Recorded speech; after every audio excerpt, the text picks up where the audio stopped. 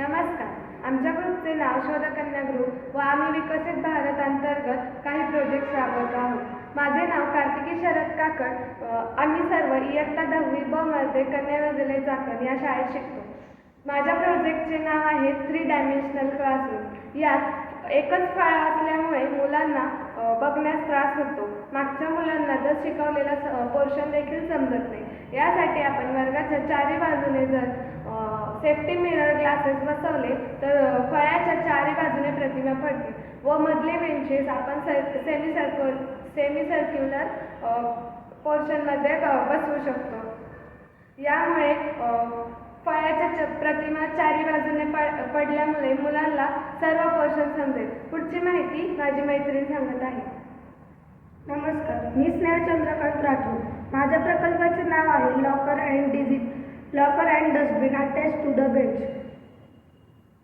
विद्यार्थ्यांना तासांना कचरा टाकण्यासाठी सतत बेंचवरून उठावे लागते, म्हणून तो तेवढासा शिकवलेला पार्ट त्यांच्या लक्षात राहत नाही व पेपरला आल्यावर त्यांना ते गणित सायन्सचा एखादा पार्ट ते शिकवता येत नाही. म्हणून मी व माझ्या मैत्रिणींनी एक आयडिया सुचवली आहे. बेंचला एक साईडनी छोटेसे डस्टबिन अटॅच केले तर विद्यार्थ्यांना सतत कचरा टाकण्यासाठी बेंचवरून उठावे लागणार नाही व विद्यार्थ्यांना बॅगेमध्ये खूप ओझं होतं. म्हणून आम्ही एक बेंचला खालच्या बाजूनी लॉकर अटॅच करण्याची एक आयडिया सुचवली आहे. म्हणजे विद्यार्थ्यांना ज्या वह्या पुस्तकं लागणार नाहीत ते तिथंच ठेवतील व शाळेत आल्यावर ते घेतील व लॉकर लावल्यामुळे ते स्वतःच्या लॉकरला लॉक लावतील, म्हणून त्यांचे वस्तूसुद्धा हरवणार नाही. धन्यवाद. पुढचा प्रकल्प माझी मैत्रीण सांगत आहे. नमस्कार, मी हिमांशू बाळूखरात. माझ्या प्रोजेक्टचं नाव आहे स्पेक्स प्रॉब्लेम सॉल्वर. म्हणजे माझा प्रोजेक्ट थोडक्यात असा आहे की आपण जो स्पेक्स म्हणजे चष्मा लावतो, काही मुलांना चष्मा